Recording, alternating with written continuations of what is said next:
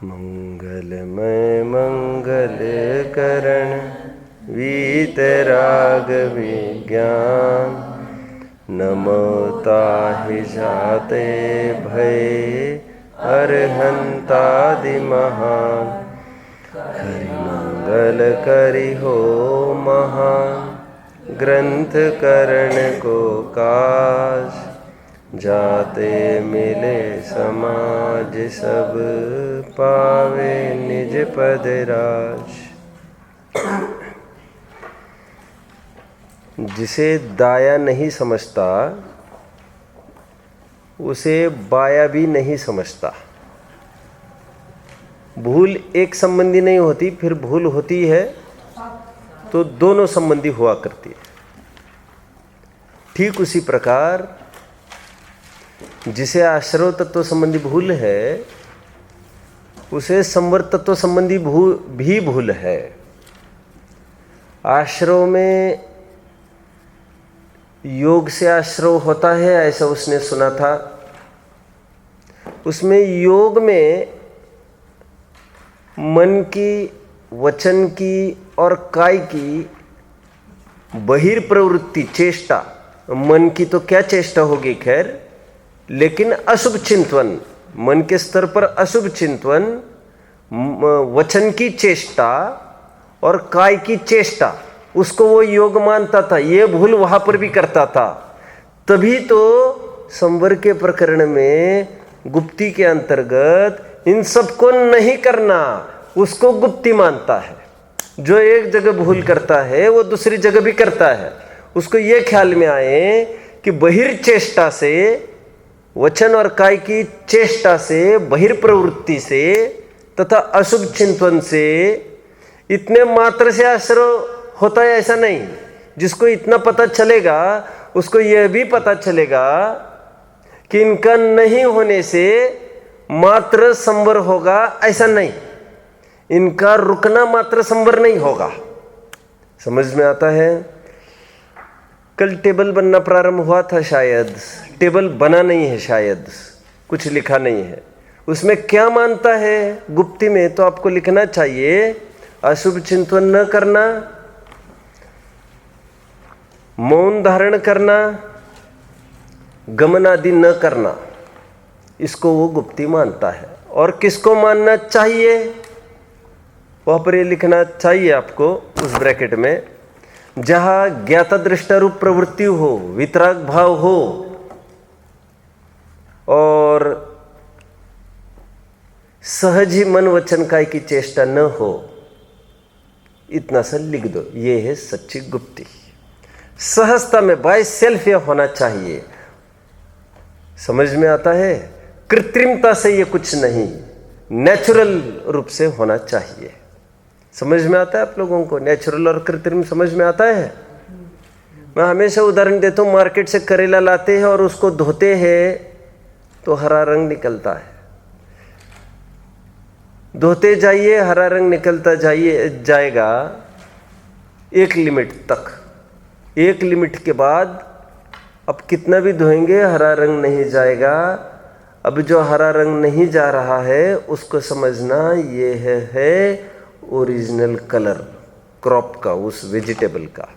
और जितना गया वो ऊपर बागवान ने उसको हरा बनाने के लिए कलर में रंग दिया। वो जो तुम्हारे उंगलियों पर भी जो कलर छपा वो करेला का नहीं है, वो दैट इज एशियन पेंट। कहने का बात यह है, एक कृत्रिम होता है और एक नेचुरल होता है।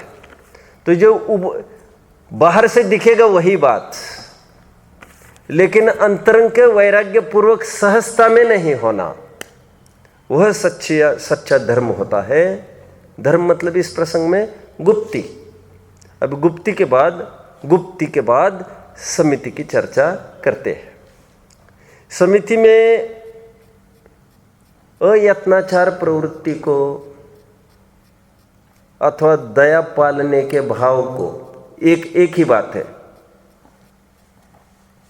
समिति मानता है। पंडित जी साहब फिर पूछते हैं, कहते हैं कि यदि यत्नाचार की प्रवृत्ति मात्र को दया पालने के भाव मात्र को, इस शुभ भाव मात्र को मात्र से यदि तुम संवर कहोगे तो फिर पुण्यबंध कैसे कहोगे? यहां पर भी सेम लॉजिक लेकर खड़े हुए हैं। कहते हैं तो नेचुरली क्या चीज है, मानना क्या चाहिए, क्या मानता है? कट कॉलम पूरा किया है आपने, किया है।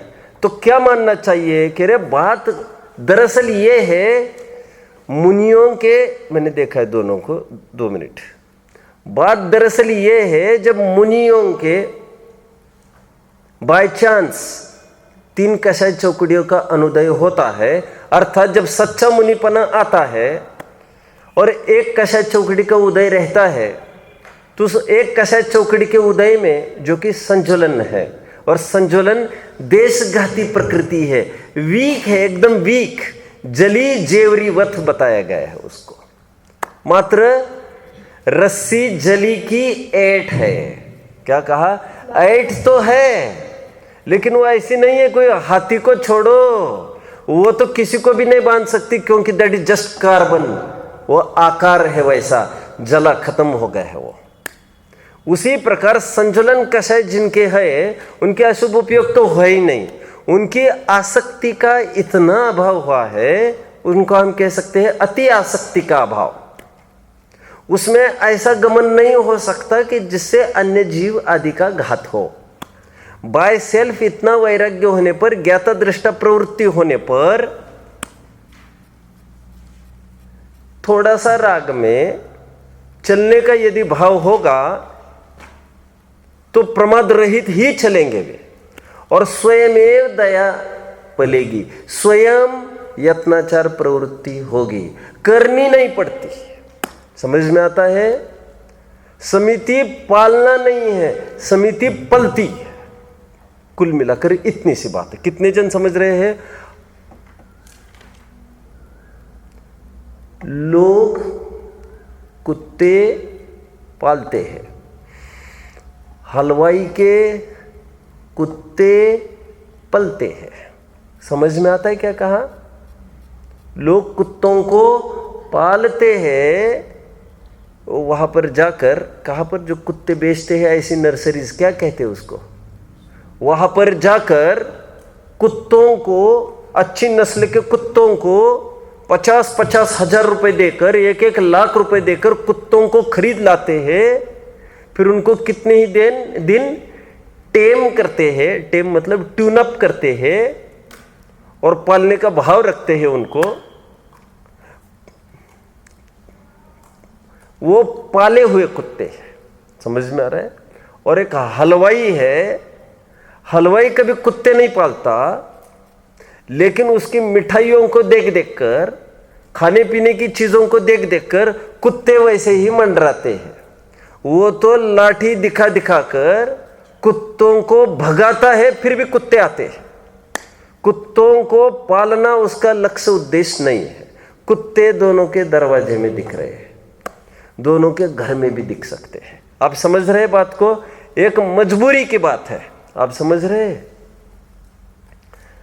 अरबपति के करोड़ों का खर्चा सहज दिखता है, लेकिन कोई ये विचार करे मुझे भी अरबपति होना है, तो क्यों ना मैं भी कल से करोड़ों का खर्चा करूं। उनके इतने फोन हैं, इतने नौकर हैं, इतनी गाड़ियां हैं, ऐसे ऐसी बातें हैं, मैं भी ये सब खरीदी करूं तो मैं भी अमीर बनूंगा। तो करोड़ों खर्च करेंगे तो तू सीधा रोडपति हो जाएगा। करोड़पति की तो बात ही नहीं है। हाँ, ये बात दूसरी है, जो अरबपति होते उनके करोड़ों के खर्चे होते हैं। ये अरबपति होने का उपाय नहीं है। अरबपति होने पर ये स्वयं होता है। कितने जन समझ रहे हैं? उसी प्रकार समिति में यत्नाचार प्रवृत्ति पालन करने का उद्देश्य नहीं होने पर भी स्वयं होता है। जब ज्ञाता दृष्टा प्रवृत्ति होती है तब आप लिखेंगे क्या मानना चाहिए के कॉलम में क्या लिखेंगे? अति आसक्तता के अभाव में ज्ञाता दृष्टा प्रवृत्ति होने पर स्वयमेव दया पलती है। बस कितने जन ने फॉलो किया इसको? Second chart complete. संवर का एक फेज मैं कंप्लीट करूं, फिर बाद में कंप्लीट करूंगा। पहले जिनकी शंका है, 3 जनों के हाथ बार बार उठ रहे थे, वे उनकी कोई प्रश्न होंगे तो वे पूछ सकते हैं अभी। हाँ, क्लियर होगा, ओके। और मैंने देखा था हाथ ऊपर है, ऐसे थोड़ी ना मेरे ध्यान नहीं रहता है। आज ये फिर बार बार हाथ ऊपर कर रहा है, मुझे एक स्ट्रोक में मुझे थोड़ा कुछ कहना बन जाए तभी तो फिर बात है कुछ पूछने की। अरे यार, पेन दे दो इसको कोई। और किसी को कोई डाउट किसी को कुछ? आगे बढ़ते हैं। पंडित जी साहब और भी एक बात कहते हैं जो कि आपके टेक्स्ट में नहीं है लेकिन आपके ग्रंथ में है। पंडित जी साहब और एक बात कहते हैं और फिर दया पालना इतना ही तो समिति नहीं है। तो कहते हैं समिति इज मच मोर देन दया पालना। कह रहे ऐसा कैसे? कह रहे तुम तो ईरिया समिति को देखकर बोल रहे होंगे। भाषा समिति में दया पालने का क्या उद्देश्य है? कदाचित भाषा समिति में भी तुम लगाओ। ऐसा समिति में क्या उद्देश्य है? दया पालने का कोई भाव ही नहीं है, बात ही नहीं है। और मान के चले ऐसा समिति में 46 दोष और 32 अंतराय टालने की तो बात है। 46 दोष बिना सुकुल श्रावक तने घर असन को। 46 दोष 32 अंतराय टालने की तो वहां पर बात है, लेकिन कितने ही दोष और कितने ही अंतराय भले ही जीव दया के पालन की मुख्यता से है, लेकिन कितने ही तो जीव दया पालन का वहां पर तो कोई प्रयोजन ही नहीं है। वहां पर प्रयोजन आसक्ति के अभाव का दिखता है। इसलिए दया पालन ही तो समिति नहीं है। कितने जन फॉलो कर रहे हैं? मैं थोड़ा खोलता हूं। फॉर एग्जाम्पल, मुनिराजों को जैसे कहीं आहार लेने के लिए चले गए, वहां पर उन्होंने देखा दरवाजे में ही जहां पर जाने को थे वहां पर उन्होंने देखा दरवाजे पर यहां पर एक भिखारी है। भिखारी छोड़ो, एक कुत्ता कर खड़ा है। वे वहां पर आहार नहीं लेते। वे ये सोचते हैं यदि मैं वहां पर चला जाऊं, कुत्ते के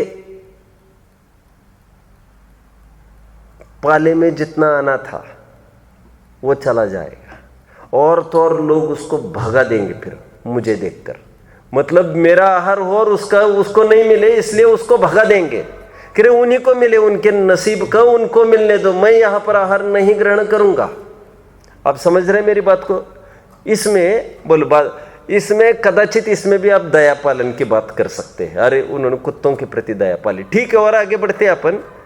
एक अंगारक नामक दोष बताया है मुनियों के 46 दोषों में। कौन सा? अंगारक दोष में ये बोला है, साफ साफ ऐसी बात लिखी है, कोई भोजन यदि बहुत टेस्टी हुआ आहार में कोई आइटम, तो उसको अतिलिप्सा से खाना। कौन सा दोष? अंगारक दोष। अब मेरा यह प्रश्न, इसमें दया पालन की कोई बात हुई? ज्यादा घात हुआ? ऐसा तो कुछ नहीं हुआ, लिप्सा ही तो हुई।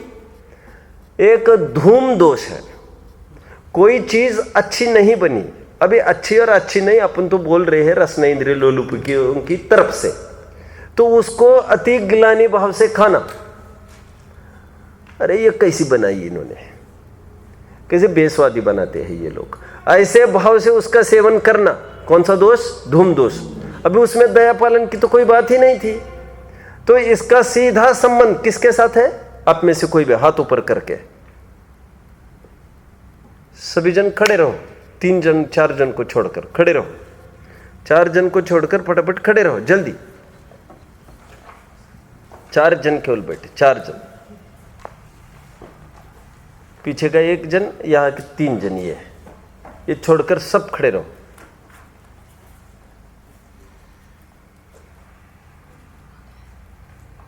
हिंदी समझो।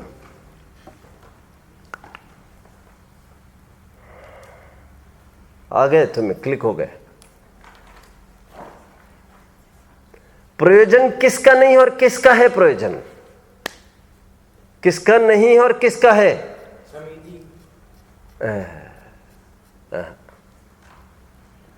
बोलो, तुम बोलो, खड़े रहो, बोलो, खड़े रहो, खड़े रहो।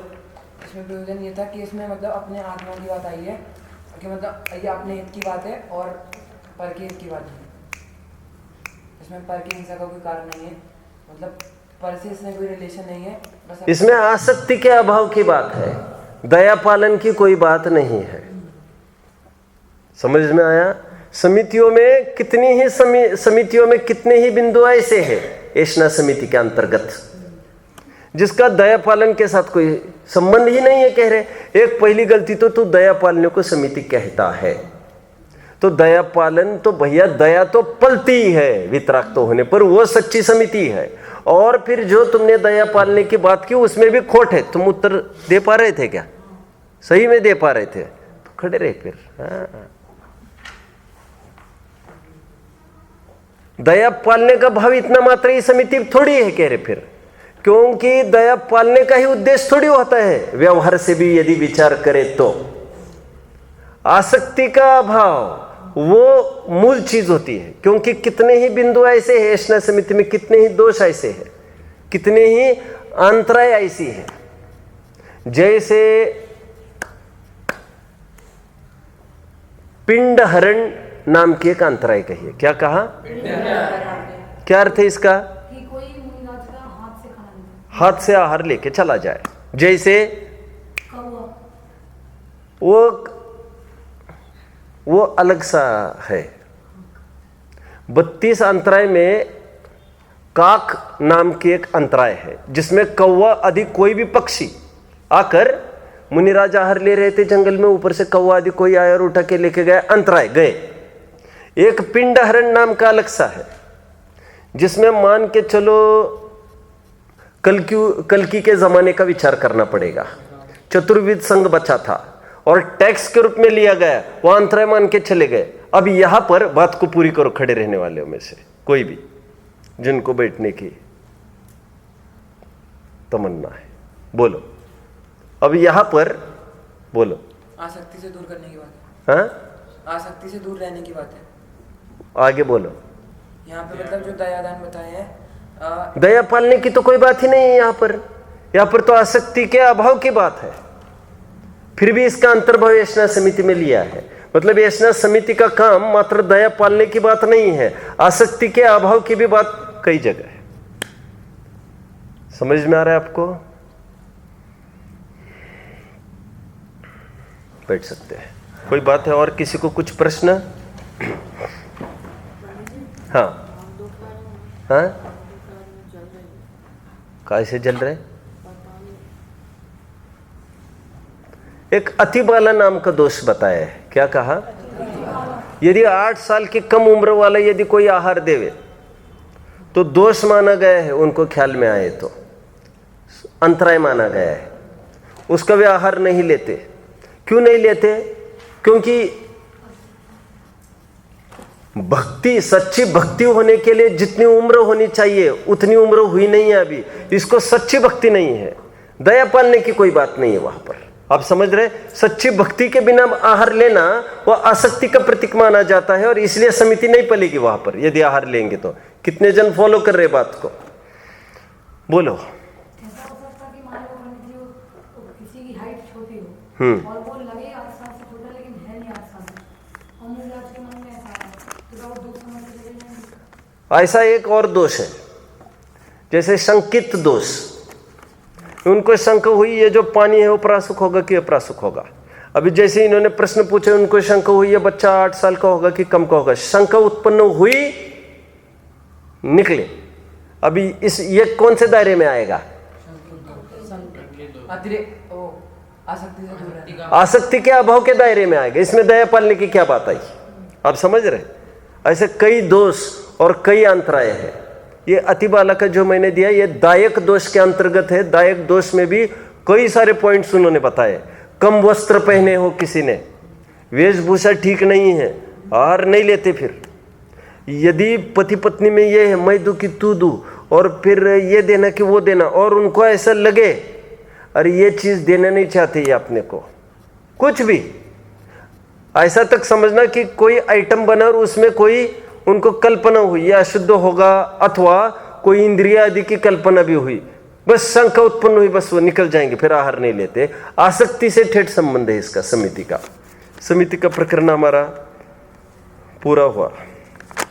किसी को रोता आदि देखे बस वे आहार नहीं लेते, फिर वहां पर कह रहे इसको कोई शोक हो रहा होगा तो इसकी कोई अपनी निजी बात होगी, वहां पर दया पालन की कोई बात नहीं थी, फिर भी आसक्ति से हम आहार लेवे दूसरे रोते समय में भी, ये नहीं हो सकता। कल्पना में कैसी कल्पना होगी? जैसे ये कोई प्राणी क्या आकार है, ऐसा ऐसा कल्पना हुई तो फिर आहार नहीं लेंगे, जबकि पता है ये तो अचित वस्तु है, मतलब शुद्ध वस्तु है।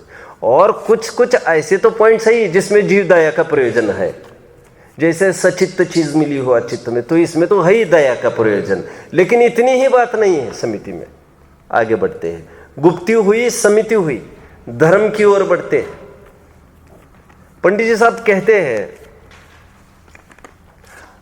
अभी देखो इसकी तकलीफ, जो दाया नहीं समझता वो बाया भी नहीं समझता। बात को पूरी करो, आगे मैं क्या कहूंगा जल्दी फटाफट, नहीं तो खड़े रहो, अभी मैं आगे क्या कहूंगा, खड़े रहो, 2 के अलावा जल्दी, 4 के अलावा जल्दी जल्दी जल्दी, सुन सुन सुन सुन, 6 हाथ है ऊपर, चुस्त रहो चुस्त। सब उत्तर दे रहे और तुम या आगे पीछे देख रहे हैं, क्या प्रश्न था क्या प्रश्न था, तुम सो रहे कि क्या कर रहे? फिर बोलो दर्श। समझते हो मतलब तो वो जैनियों में एकांत में अनेकांत भी समझेगा, जो निश्चय समझते हो व्यवहार भी समझेगा। जो व्यवहार नहीं समझेगा वो निश्चय नहीं। खड़े रहो पहले तुम, हाँ बोलो। जो पंडित जी दाया नहीं समझेगा, बाया भी नहीं समझेगा। इतना टाइम कहाँ है दाया बाया? हाँ चलो चलो चलो चलो, जो गुप्त समिति समझेगा वो धर्म कहाँ समझेगा? चलो। पंडित ये था कि अगर जैसे पुण्य बंधु को, पुण्य भाव को अगर पुण्य बंधु माने, अरे यार फटाफट, जैसे जो पुण्य भाव है और उसको संबर माने तो गया नहीं, अभी नहीं कोई उत्तर देगा, खेल खत्म होगा। बोलो जो आसक्ति नहीं समझेगा। बोलो। अरे जिसने आश्रव के भेदों में, बात को पूरी करो, कषाय को नहीं समझा था, अभी धर्म की चर्चा आने वाली हो, उसको कैसे समझेगा वो? वहां पर भी उसकी ये तकलीफ थी, आंखें लाल दिखी, फड़फड़ाता दिखा कर ये क्रोधी है, और मीठे स्वर में किसी से बात कर रहा है, उसको क्षमावान देख रहा है। बाह्य किसी प्रवृत्ति को वो, प्रवृत्ति आदि को, क्रोध आदि प्रवृत्ति को वो कषाय मानता है। बात आ रही थी ना वहां पर अश्रु तत्व संबंधी भूल में, याद आ रहा है? इष्ट अनिष्ट कल्पना हो रही उसकी तरफ तो खबर ही नहीं है, याद आ रहा होगा आपको। अब यहां पर धर्म किसको मानता है फिर? ये क्रोध आदि में प्रवृत्ति नहीं होना उसको धर्म मानता है। जो गलती वहां पर है, बिल्कुल यहां पर वही गलती करेगा ही वो, तो समझ में आ रहे हैं? जिसके होने से जो गलती मानता है, न होने से वो गलती सुधरी हुई है ऐसा मानता है। पंडित जी साहब कहते बाहर में कदाचित प्रवृत्ति ना हो, लेकिन इष्ट अनिष्ट कल्पना हो रही है, उसका क्या होगा? मूल अधर्म तो वो हो रहा है, वितराग भाव उत्पन्न हो, ज्ञाता दृष्टा प्रवृत्ति हो। बहुत अच्छी भाषा में तत्व ज्ञान के होने से जब इष्टानिष्ट कल्पना नष्ट होती है, तब कषाय का स्वयमेव अभाव होता है। तुमने तो रोक रखी है कुछ प्रवृत्तियों को, समझ में आ रहा है? नरक के भय से अथवा स्वर्ग आदि के लोभ से, किसी ग्रीड से, या तो किसी फियर से। घोड़ा दौड़ रहा है, या तो स्टिक के डर से, या तो कैरेट के लोभ से। कैरेट तू कषाय नहीं कर रहा है, या तो कैरेट, कैरेट मतलब मारूंगा तुम्हें, इसको छोड़कर सब बैठ सकते हैं। जबकि शायद ही कोई उत्तर देता, और ये उत्तर दे रहा था। एक हाथ दो जन दे देते, कौन देता वैसे? स्वर्ग के लोभ से, नरक आदि दुर्गति के भय से मुझे कषाय नहीं करनी चाहिए, फिर मुझे बहुत खाने पड़ेंगे डंडे, मैं नहीं करूंगा। कि रे ये तो सापेक्ष हो गया, कंडीशनल रुकावट हो गई। This is not unconditional, this is not easiness. ये सहज नहीं हो रहा है कुछ भी प्रक्रिया, समझ में आ रहा है? या तो लोक लाज के भय से, या तो फिर लोकोत्तर मार्ग में विचार करे तो स्टैंड अप, चलो चलो चलो फटाफट फटाफट। स्वर्ग से कौन डरता है? अंतर। चलो हाँ, एक तो नरक के दुखों से डरता है। नरक के दुखों से, और क्या हुआ? चलो तब तक तो खड़े रहो तुम। पता था जबरन? नहीं जबरन नहीं पता। हाँ, बीच बीच में नहीं, व्यवस्था भंग नहीं। शिरणिक के काल में किसी ने यह कहा, शिरणिक गए राजा के पास, राजा शिरणिक गए मुनिराज के पास। मुनिराज ने कहा, तुम्हारे नगर में, देश में बहुत बड़ा हत्यारा है, वो रोजाना जानवरों को 50 भैंसों को रोज काट रहा है, वो गाय भैंसों को। अच्छा, ऐसा हो रहा है? रोज गिनती कर रहे हैं, जो कि त्यों सब आपको मिसअंडरस्टैंडिंग यू फूल। नहीं सर, सॉरी सॉरी सॉरी।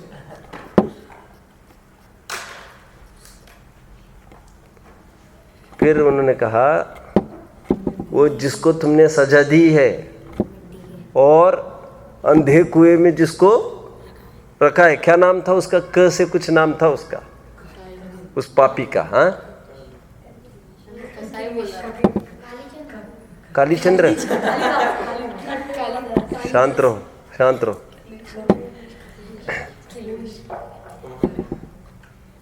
उसको जाकर देखा, रोज कीचड़ में से कितने ही बनाता था वहां पर। वो तो उसके हाथ में से छुरा लेकर वो तो बंद कराया अंदर डाल के, लेकिन उसका क्या करेंगे? जहां बैठा है वहीं पर कीचड़ के बना रहा है। कीचड़ नहीं भी मिलता उसको, मन मन में तो कितनी ही कल्पना कर करके जीव इतना सब करते ही है।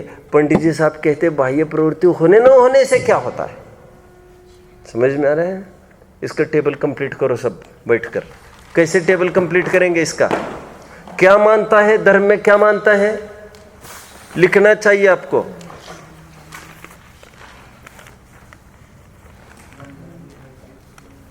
क्रोध आदि बाह्य प्रवृत्ति को, और उत्तर में लिखना चाहिए, तत्व ज्ञान के अभ्यास से इष्ट अनिष्ट कल्पना मिटे और स्वयं क्रोध आदि ना हो, वह ऐसा मानना चाहिए। आगे बढ़ते हैं। गुप्ती समिति धर्म, अनुप्रेक्षा की ओर बढ़ना है। अनुप्रेक्षा, वैसे परिचय का भी टारगेट तो था आज, देखते कितनी सफलता मिलती है। अनुप्रेक्षा में क्या करता है ये? जब भी 12 भावनाओं का चिंतन करता है, जब भी अनित्य भावना का चिंतन करता है, सब चला जाएगा चला जाएगा चला जाएगा। अनित्य भावना, अशरण भावना, संसार भावना, एकत्व भावना, अशुचि भावना रह गई, अन्यत्व भावना, एकत्व भावना, अन्यत्व भावना, अशुचि भावना। इसमें जगह जगह आप देखेंगे छह ढाला में, जैसे सुतदारा होए न सीरी, सब स्वार्थ के है भीरी। अन्यत्व भावना में है शायद ये, क्या क्या लिखा? सुतदारा होए न सीरी, ये हमारे कोई नहीं है, सब स्वार्थ के है भीरी। देख देख तू मरने के बाद ये बोलेंगे, क्या बोलते हैं? छाती ठोक ठोक कर ये कहते हैं, अब मेरा क्या होगा। एक जन भी ये नहीं कह रहा है अब इसका क्या होगा। सबको अपनी अपनी पड़ी है। रोज एक आदमी सब्जी ला के देता था, एक आदमी सब व्यवस्था करता था, लाइट फिटिंग वाले को लाता था, प्लम्बर को लाता था पकड़कर, सब इसको लाता था, उसको लाता था, बाहर के सब काम करता था। वो बहुत बड़ा नौकर सेवा भावी, वो चला गया ना। सबको अपनी अपनी पड़ी है। अपने अपने दुख को रोवे पिता पुत्र अरुदारा। और नियम सार में भी उसने पढ़ लिया, ये बीवी बच्चे स्वार्थ के सगे हैं, ठगों की टोली। तेरा ही बेटा हो तेरा ही बेटा, तुझे आग लगाए रे। अरे ये लड़का जिसको तो अपने कहते हैं आग लगा देगा तेरे को, तो ये कह कहकर चरणानियों की टोन है। क्या है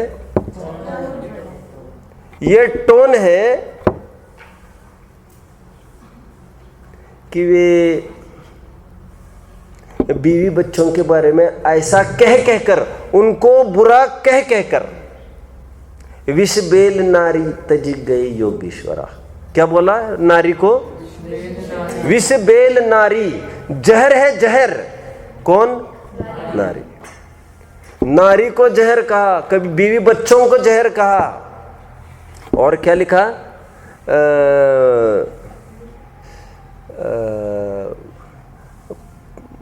परिजन रखवारे, क्या है वो लाइन? क्या है? क्या है? तन कारागृह, वनिता बेड़ी, परिजन रखवारे, ये सबको हाँ बोलो। जा भाग पहली गाड़ी से, जा जा, बैग हम लेके आएंगे, मैं लेके आता हूँ, जा भाग तो पहले। हाँ, गड़बड़ ना होना चाहिए। अशुचि भावना समझ में आ रही है आपको? अरे क्या क्या भरा है इस पेट में यार, क्या क्या भरा है, सब अशुचि भावना है। ये सब ग्लानि पैदा कराना। चरणन योग का क्या काम है? अशुचि भावना कहकर ग्लानि पैदा कराते हैं शरीर की। पल रुधिर राध मल थैली, की कस वसादिते मैली। क्या क्या लिख दिया आचार्य ने, फिर आगे लिखा क्या क्या लिख दिया उन्होंने। अस देह करे किमियारी, मांस का लथड़ा है। गोबर के ऊपर चांदी का बर्क लगाने से वो बहुत टेस्टी वेस्टी नहीं हो जाता कुछ वैसा। ठीक उसी प्रकार एक मक्खी का जैसा पंख होता है, मक्खी का पंख होता है, उतना पतली झिल्ली, उतना पतली स्किन कोई यदि हटाए जाए ऊपर से नीचे तक, और दर्पण में देख कर देखो हाउ ब्यूटीफुल आई एम, तो पता चलेगा। कह रहे उतनी सी पैकिंग के कारण तुम गुमराह हो रहे हो।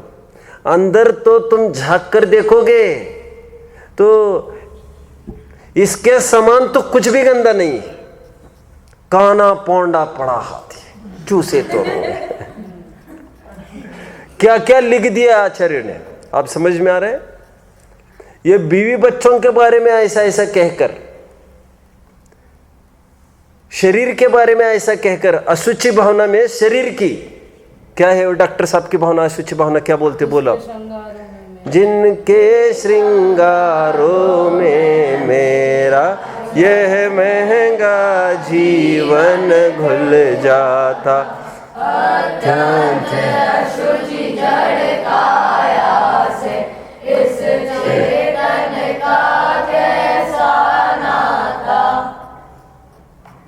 कोई भी पवित्र चीज इस शरीर के संग में आएगी एकदम अपवित्र हो जाएगी।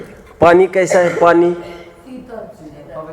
पवित्र, पवित्र है। सुनो, पानी पवित्र है। क्या है? अब गंगा का उदाहरण ले, चाहे जिसका लो। अब वो बस तुमने थोड़ी देर पेट में रखा। क्या किया? थोड़ी देर पेट में रखा, 2 घंटे के बाद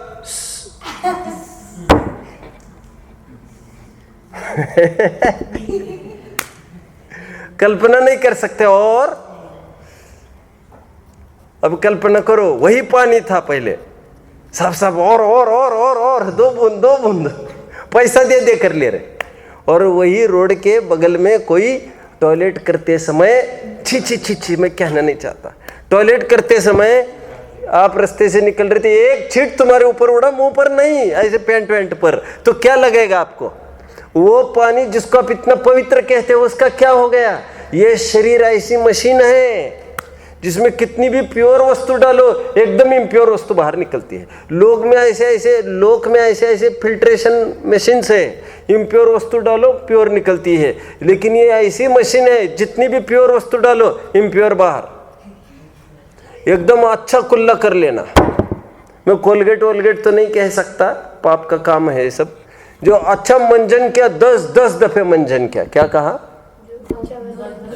क्लीन हुआ मुंह तुम्हारा, क्लीन हुआ अभी 10 दफे एकदम अच्छा, घंटों रगड़ के निरमा से और भी ये सर्फ एक्सेल वगैरह से बहुत रगड़ के हो गया। अब 10 दफे कुल्ला करने के बाद 11वें कुल्ला आपने किया, एक आदमी पर गिर गया, उसने देखा इसने कुल्ला किया है, उसको क्या लगेगा? साफ मुंह धोया था ना, फिर ओके देन ऐसा करेगा? वो चाटर ठोकेगा आकर। धोती दुपट्टा किसने पहन लिया और उसने टांग दिया फिर से, अब उसको कोई पहन सकता है? नहीं, सब बस मैं नहा के आया था, अरे वो संपर्क बन गया, वो अशुचि हो गया। चरणान योग में ऐसी बातें कह कर, इन सब की बुराई कर के संयोगों की, उनका प्रयोजन राग हटाना था। सो तुम तो द्वेष करने लग गए, तुमको प्रयोजन नहीं समझ में आ रहा है। कितने जन समझ रहे बात को? माँ बच्चों को जब चलाना सिखाती है, बच्चा लड़खड़ाते चलते जब देहरी के पास आता है, ठोकर खा के गिर जाता है। देहरी है तो खत्म हो गई। अभी किसी के घर में देहरी है? देहरी पता नहीं तुमको? राजधानी भारत की राजधानी पता नहीं? अच्छा ठीक। देहरी समझते हो? तुम कहाँ के हो? भिंड? देहरी कोई नहीं समझता। देहरी तुम समझते हो? देहरी 2 ही जन समझते। देहरी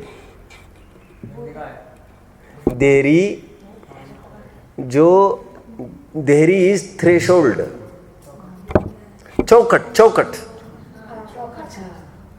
अभी तो चौकट रही कहाँ है? पहले तो चौकट रहा करती थी घर को, याद आ रहा है आपको? पुराने घर।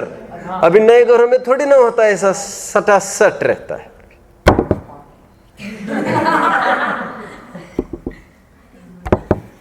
मैं क्या कह रहा था वैसे? क्यों कह रहा था? जब बच्चा गिर जाता है चौकट को ठोकर खाकर, तो माँ क्या करती है? बच्चों को चाटा नहीं मारती, चाटा मारती हो चौकट को। अरे हट रे, हमारे पप्पू को गिराया तुमने, हट रे। चरणान योग की बस ऐसी शैली है।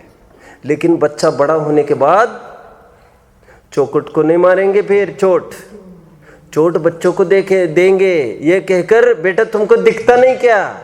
वो क्या जबरन बीच में आ गई क्या? देखकर चलना सीखो। चरणान योग की शैली है for starters, for new commerce. बीवी बच्चे बुरे हैं, उनके प्रति ग्लानि, उनके प्रति जुगुप्सा, उनके प्रति द्वेष पैदा करा के भी, समझ में आ रहा है? राग घटाना प्रयोजन था, लेकिन हुआ उल्टा। पहले करता था राग, अभी करने लग गए द्वेष। और आज कहता है, आज मैं मेरी पत्नी को नहीं छोड़ूंगा, आज रात में जब वो सोएगी मैं चाकू मार दूंगा उसको। क्यों? ग्रंथों में लिखा ये ठग है, ठग। स्वार्थ के सगे इन्हीं के कारण संसार है। विष बेल नारी तू है विषैली, और रोजाना झगड़ा करने लग जाए घर पर। अरे बाबा, पंडित जी साहब कहते तू बात नहीं समझ रहा है। अनित्य आदि का चिंतन करके पहले उनके प्रति राग करता था, अब संयोगों के प्रति द्वेष करने लग गया। लेकिन ये जो उदासीनता है, ये तो द्वेष बुद्धि वाली उदासीनता है। पंडित जी साहब कहते हैं इष्ट मानकर राग नहीं करना, अनिष्ट मानकर द्वेष नहीं करना, वितराग भाव रूप ज्ञाता दृष्टा प्रवृत्ति रहकर सहज होना, सच्ची अनुप्रेक्षा वह थी। द्वेष रूप उदासीनता नहीं चाहिए, वितराग भाव रूप उदासीनता चाहिए। मानता क्या है? मानता क्या है? द्वेष बुद्धि से उदासीनता, उसको अनुप्रेक्षा मानता है क्या अनुप्रेक्षा? वितराग भाव रूप उदासीनता, वह है सच्ची अनुप्रेक्षा। वो तो कह रहे, वो तो उस ऐसी बात हुई जैसे कोई एक दोस्त था, दोस्त के दुर्गुण सुनकर किसी ने दुर्गुण बताया, ऐसा करता है वैसा करता है, तो करना क्या चाहिए था हमको? तो हमको हटने का प्रयास करना चाहिए था उससे, या तो उसको समझाओ, लेकिन ज्यादा डेप्थ दिखे वहां से हटो चुपचाप। अब तुम क्या करने लग गए? ये ऐसा है, ये ऐसा है, ये ऐसा है, आगे बैठे तो ये गुस्सा यहां से निकल रहा है, ये गुस्सा लग गई, मैं क्या कर सकता हूं, लग गई। कह रहे पहले राग करता था, अब क्या करने लग गया? उनके दुर्गुण जानकर उनसे द्वेष करने लग गया। कह रहे एक दलदल से हटकर तू बहुत बड़ी दलदल में चला गया, तुमको करना यह चाहिए था, क्योंकि तू इसके मुंह लगेगा, यदि वो ठग है उसके मुंह लगेगा तो तुम्हारा घाटा होगा। तुम्हें चाहिए तुम अट्रैक्शन घटाओ, राग घटाओ, अटैचमेंट घटाओ, अपने आप डिस्टेंस अपने आप बढ़ता जाएगा, और थोड़े दिन जय जिनेंद्र भी हो तो कोई फर्क नहीं पड़ेगा, धीरे धीरे वो भी टूट जाएगा, अपनी तरफ से संपर्क नहीं करना। समझ में आ रहा है आपको? पंडित जी साहब कहते हैं द्वेष बुद्धि वाली उदासीनता काम की नहीं है, वितराग भाव रूप उदासीनता कार्यकारी है। धर्म देखो, पढ़ता हूं मैं यहां से, अपन पढ़ नहीं पाए हैं या तो कम से कम पढ़े हैं, क्योंकि मैं पढ़ के आता हूं 10-20 दफे, इसको पढ़ लेते हैं। देखिए, अनित्यादि भावना के चिंतन से शरीर अधिक को बुरा जान उदास होने को अनुप्रेक्षा कहता है, पर उसकी उदासीनता द्वेष रूप होती है। वस्तु का सही रूप पहचान कर भला जान राग नहीं करना, बुरा जान द्वेष नहीं करना, यही सच्ची उदासीनता है। परिचय की तरफ बढ़ लेते हैं, बोलो फटाफट, परिचय पूरा करेंगे, बोलो। स्वाध्याय के 5 वेदों में अनुप्रेक्षा है, और ये जो अनुप्रेक्षा में कोई संबंध है, सेम है कि अलग है? सेम है, वो तो सेम है, एक ही बात है, एक ही बात है। चिंतन करना, अनुप्रेक्षा मतलब चिंतन। प्रश्न ये है कि स्वाध्याय के 5 अंगों में जो अनुप्रेक्षा है, यह अनुप्रेक्षा है, कोई अंतर है क्या? यह अनुप्रेक्षा संवर के कारण में बताई जा रही है, और वो अनुप्रेक्षा स्वाध्याय का भेद है। स्वाध्याय एक तप है, तप से निर्जरा कही है, अनुप्रेक्षा से निर्जरा कहा है वहाँ पर। तो अनुप्रेक्षा से संवर कह रहे हो और कहीं अनुप्रेक्षा से निर्जरा कह रहे हो, ऐसा थोड़ी होगा। तो कह रहे संवर और निर्जरा कोई अलग अलग कार्य थोड़ी ना है, कुछ समझ में आता है। लेकिन चिंतन करने में जमीन आसमान अंतर है। कह रहे कैसे करना चिंतन, पकड़ में आया? परिचय जय सुनो, क्षुधा आदि 22 प्रकार के परिचय कहे हैं, आप जानते होंगे। अभी परिचय जय में वो ये समझता है बहुत भूख लगने पर मैं भूख का उपाय नहीं करूंगा, यही परिचय जय है। क्षुधा आदि होने पर खड़े रहो, नौटंकियां गई नहीं तुम्हारे अभी? अरे चुप, खड़े रहो।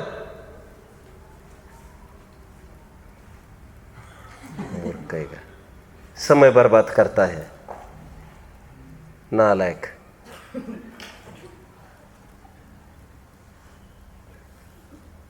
बताओ जल्दी। क्षुधा आदि होने पर 22 प्रकार की बातें समझना, उसका उपाय नहीं करना, उसको परिचय जय समझता है। बट द फैक्ट इज, क्षुधा के बारे में जो अनिष्ट कल्पना है तुम्हारी अंदर में, क्या कल्पना है कि अरे यार कहाँ से भूख लग गई यार, कब अभी कब कल का दिन आएगा, अब कब आहार करने को जाओ, अनिष्ट कल्पना तो पड़ी ही है। तो अनिष्ट कल्पना उत्पन्न नहीं होना, वितराग भावरूप प्रवर्तना, सच्चा परिचय जय तो ये था। इस बात को तो तू समझता नहीं। क्या लिखेंगे कॉलम में? क्षुधा आदि होने पर उसके नाश का उपाय नहीं करना मानता है। और क्या मानना चाहिए? इष्ट अनिष्ट कल्पना का अभाव होकर ज्ञाता दृष्टा रूप प्रवृत्ति बनी रहना, वही सच्चा परिचय है। गुप्ती, समिति, धर्म, अनुप्रेक्षा, परिचय, यहाँ तक हम आए। चरित्र संबंधी विचार बच्चा आ रहे हैं, आ रहे हैं। चरित्र की चर्चा हम कल करेंगे। चरित्र, निर्जरा एंड मोक्ष। हो सकता है 2 पीरियड्स अपने को लगे अभी, नॉट मोर देन दैट। ओम नमः।